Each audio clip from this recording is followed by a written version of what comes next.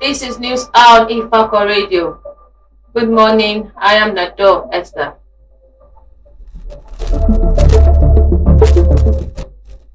The headlines: Xenophobia, Nigerian embassy packed, 269 returns the South Africa protest rise. World Banks approved $1.25 billion naira loan despite backlash. Floodwater submerges home, disrupts power supply in Lagos. Windstorm kills 2 children sheltering under trees in Bauchi. Business: marketers reject fuel pricing curbs, threaten shutdown. Sports: World Cup, Mbappe extends scoring streak as France, Norway, Mexico advance. Entertainment: Portable to face Charles Okocha in boxing rematch after Katepe defeat.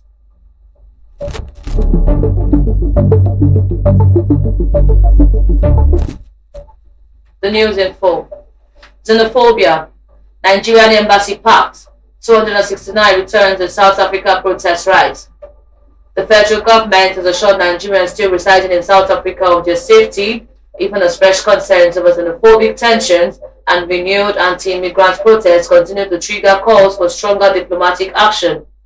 This comes after Nigeria reportedly stormed the country's embassy in Pretoria as xenophobic tension escalated while another batch of 269 Nigerians evacuated from South Africa arrived at the Muritala Mohammed International Airport, Lagos, on Tuesday abroad on Air Peace flights from Johannesburg at 10:48 a.m., marking the second government-coordinated evacuation exercise in recent weeks.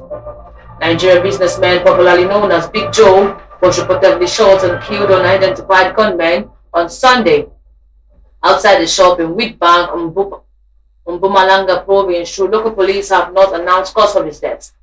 Thousands of locals marched in major cities across South Africa on Tuesday, calling for removal of undocumented migrants from the country. Police officers supported by private security personnel were deployed amid concerns that the demonstration could turn violent. Anti-migrant group have set Tuesday as a deadline for undocumented foreigners to leave in the wake of the protest. Many foreign nationals have reportedly fled their communities due to fear of violence and intimidation. South African police said about 25,000 migrants have been repatriated so far. Most of them from other African countries. South African police said the protests were largely peaceful, although isolated incidents of looting, vandalism, and assault were recorded. In Johannesburg, police maintained a strong presence across the city center, while business centers remained closed in part of the commercial district. The military was also deployed to Hillbrow, a suburb with a large migrant population, following reports that a teenager has been shot and a vehicle set ablaze. The leader of the anti-migrant group Jacinta Mbobathe Zuma, said the group would continue staging weekly protests over the next 6 months to pressure the government to deport undocumented migrants. A member of the anti-migrant movement, Operation Dudula, told the BBC the group would continue pushing police to arrest foreigners found to be living in the country illegally.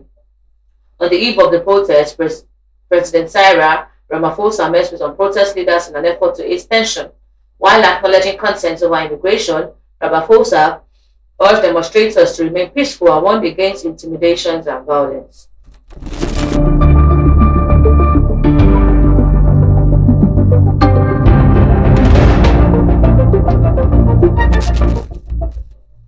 World Bank approves $1.25 billion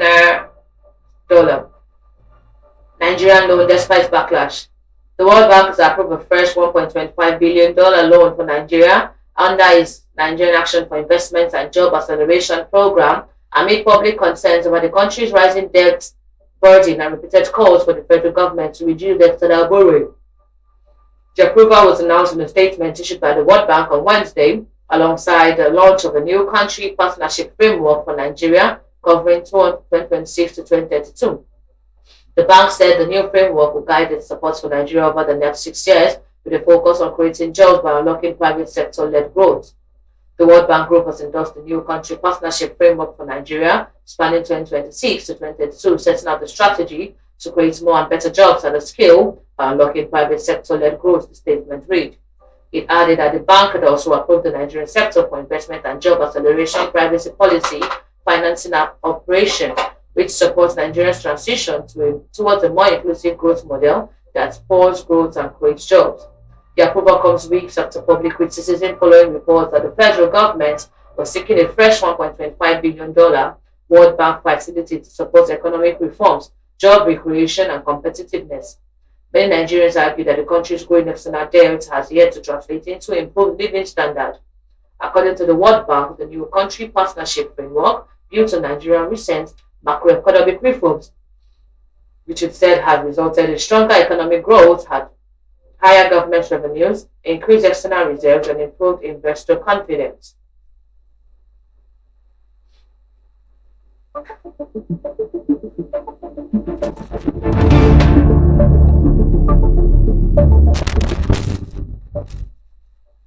Floodwater submerges home, disrupts power supply in Lagos. Floodwaters swept through several communities in Lagos State on Tuesday following hours of heavy rainfall, submerging homes and roads, disrupting movement, and knocking out electricity in parts of the state after critical transmission facilities were affected.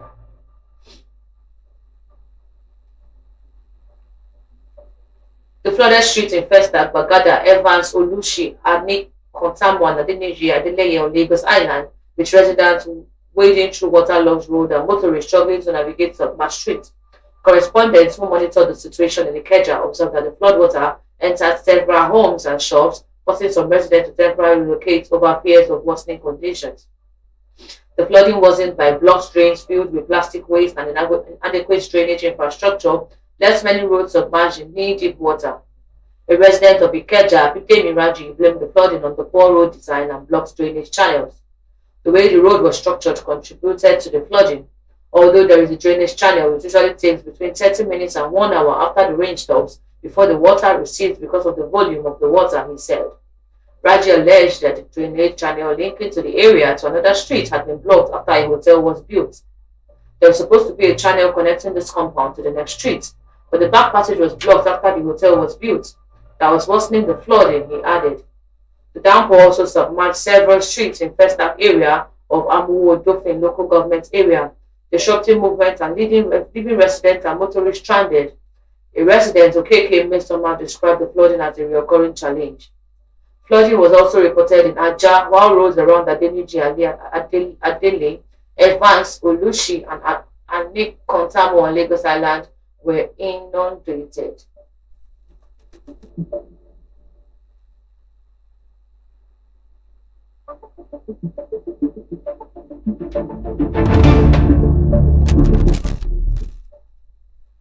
Lasepa shuts down Lagos nightclub hotel over noise pollution. The Lagos State Environmental Protection Agency has sued a nightclub and a hotel in separate enforcement operations over persistent noise pollution and repeated violation of environmental regulation. The agency explained that the facilities Westgate Arena Club in Olowura and Dave Premium and Suits in Alapere, Ketu, were shut down on Monday following continued non-compliance with the environmental directives and abatement notices. According to a statement posted on Tuesday on Lasepa's Heights Andum, the enforcement was carried out at the directive of the Commissioner of the Environment and Water Resources Tokumbo Wahab as part of Lagos State government's efforts to enforce environmental laws and protect public health. Lasepa says Westgate Arena Club, located at Apostolic Church Road, Olowura, was sued over persistent noise pollution and failure to comply with the agency's directive. The agency added that Dave Premium and Suits, located in Anhalaji Iromu Street off Kazim Street, Al-Akbare K2 was also shot for similar environmental violation. The enforcement exercise following repeated environmental infractions, particularly noise pollution, as well as the affected establishments' failure to comply with abatement notices and other regulatory requirements aimed at protecting the environment and the well-being of the residents, the statement read.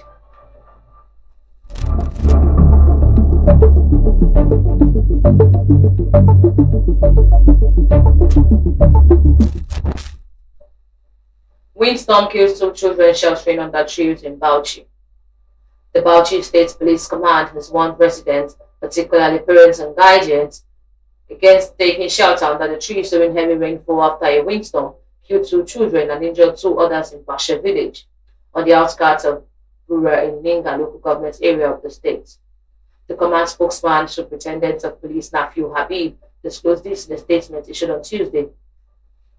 Habib disclosed that the Bura Division Police Headquarters received a report from the officer in charge of the Bashe Police Outstation on Monday that a downpour accompanied by a violent windstorm had hit the village. According to him, 5 children, Amina Mahazuru 8, Asiya Tasiu 8, Samaliu Tasiu 10, Sulaimon M. Rabiu 12, and Yusuf M. Salmanu 8, all residents of Bashir village, had taken shelter under a tree to escape the rain. He noted that the tree was uprooted by the windstorm and fell on the children. Habib stated on the receipt of the report, policemen were immediately mobilized to the scene and rushed the victims to the primary health center, Bashe, for medical attention. 2 of the victims, Amina Maharazu and Asiya Tasiu, were certified dead by the medical practitioner. He added that the scene had been documented while the bodies of the deceased were released to the families for burial in accordance to Islamic rites. According to him, an investigation into the incident is ongoing. Habib added that the Commissioner of Police, Sanyo Molo commiserated with the bereaved families and prayed for the speedy recovery of the injured children. He also urged parents and guardians to educate children on the dangers of taking shelters under trees during storms and heavy rainfall to prevent similar tragedies.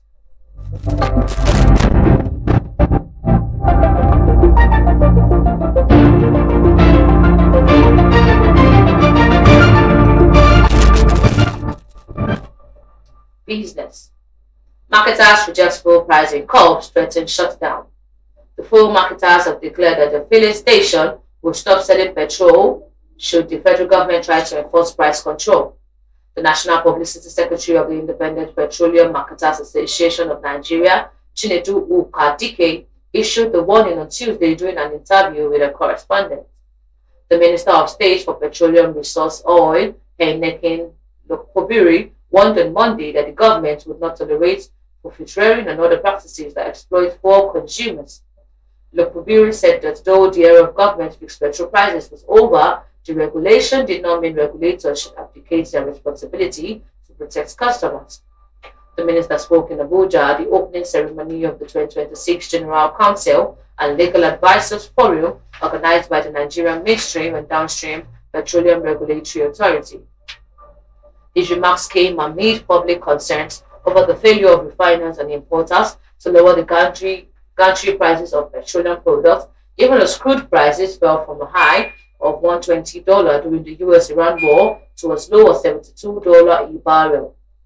On Sunday, the Federal Competition and Consumers Protection Commission expressed concern over what is described as possible consumers' exploitation in the downstream petroleum sector, following the failure of fuel price to decline significantly despite the sharp drop in global crude oil prices. During the Monday engagement, the oil minister told the NMDPRA to ensure Nigerians are not exploited by fuel marketers. As part of the requirements of the regulation, prices have to be determined by market forces. The NMDPRA had a unique responsibility, compounded by the PIA, to ensure not only that products are available, but also that unnecessary profiteering is stopped.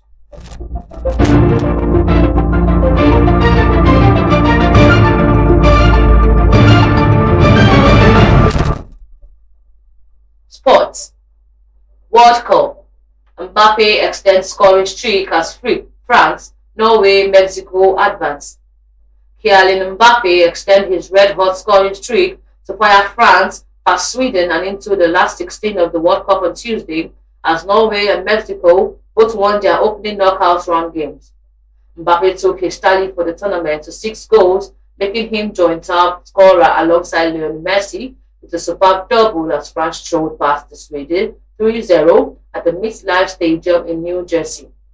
The prolific French striker's latest brace took his career World Cup goals record to an incredible 18 in 18 matches, one behind Argentina superstar Messi, all-time record of 19 goals.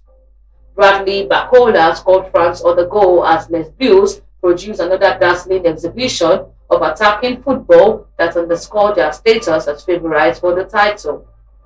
After France were held at the bay for most of the opening 45 minutes, Mbappe finally broke the Scandinavians' resistance on the stroke of half-time, jinking into space before rifting home. Barcola made it 2-0 over 53 minutes before Mbappe added a second on the 74th minute, still a victory that sent France into a last 16 draw with Paraguay in Philadelphia on Saturday.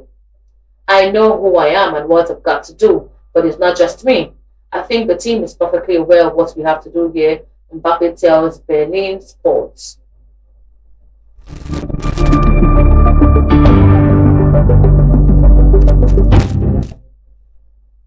Morocco sets new African World Cup records. Following their victory over the Netherlands in the round of 32 at the 2026 FIFA World Cup on Tuesday, Morocco sets new benchmarks for African team at the tournament in punch in terms of possessions and progressions. Morocco eliminated the Dutch 3-2 on penalties after the match ended 1-1. Following extra time, Issa Diop scored a late equalizer to cancel out. Golden Gakpo set a 72nd minute opener for the Netherlands and forced the game into extra time. During the penalty shootout, both sides had already missed 2 sports kicks before Crysensko Somerville saw the Netherlands' 5th penalty saved by Morocco's goalkeeper Yassine Bono, allowing Ismail Sabari to convert the decisive kick and the seal victory for Atlas Lions.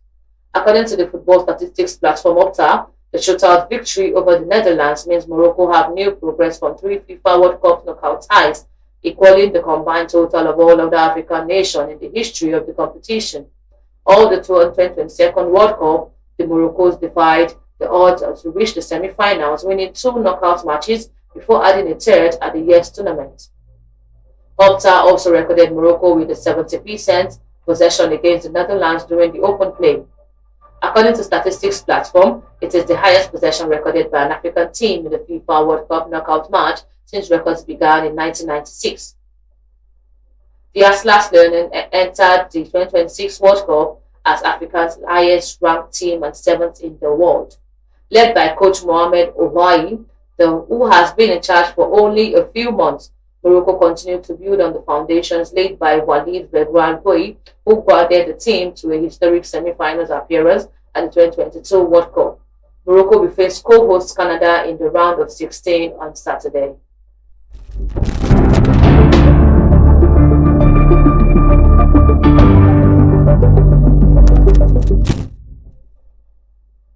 Entertainment. Possible to face Charles Okocha in boxing rematch after Kataife defeat. Street pop singer Portable is set to renew his celebrity boxing rivalry with actor and internet sensation Charles Okocha in a rematch billed for July 31 at the Balmoral Convention Center, Victoria Island, Lagos. The bout, promoted as unfinished business, come weeks after Portable lost his celebrity boxing crown to comedian Katifi. This was disclosed in a recent post by Balmoral Promotion, which stated that the bout would take place alongside the Agbaje and Musa boxing match. Africa, the stage is set. Now we settle the score. Portable, Charles Okocha, Agbaje, Musa, 4 fighters, 1 ring, no more talk, the post read. The media had reported that Katifi handed Portable his first defeat in celebrity boxing after outclassing the singer across 3 rounds at the Chaos in the Ring 4 event held at the Balmoral Hall, Federal Palace Hotel, Victoria Island, Lagos. All 3 judges scored the contest 30-27 in favor of Katifi, ending Portable's unbeaten run in celebrity boxing. Before the defeat, Portable had built a reputation in the sport by defeating Charles Okocha and with Darlington in previous bouts, earning 2 celebrity boxing belts. The forthcoming rematch rekindles the rivalry that began in 2023 after Portable accused the coach of cheating him in a business deal involving about 40 million naira. Allegation that sparked a public exchange between the pair before culminating in a sanctioned boxing match. During their first encounter at Landmark Beach, Victoria Island, Lagos, Portable was declared the winner after 4 rounds in the contest that lasted about 40 minutes.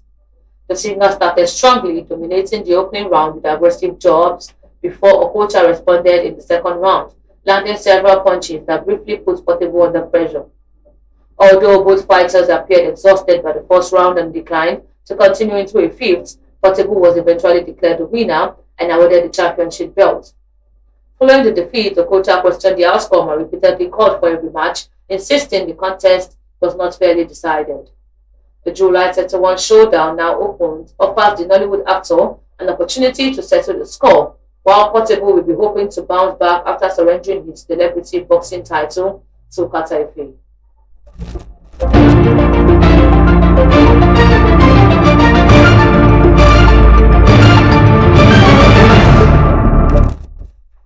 Recap of the headlines.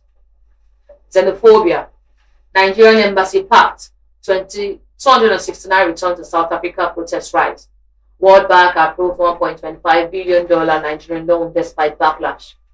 Floodwater submerges homes, disrupts power supply in Lagos. Windstorm kills 2 children sheltering under trees in Bauchi. Business. Marketers rejects full pricing call, threatens shutdown. Sports. World Cup. Mbappe extends scoring streak as France, Norway, Mexico advance. Entertainment. Portable to face Charles Okocha in boxing rematch after Kataife defeat. For news reporting, contact us at ifako@gmail.com or call the WhatsApp 091 2222 7433.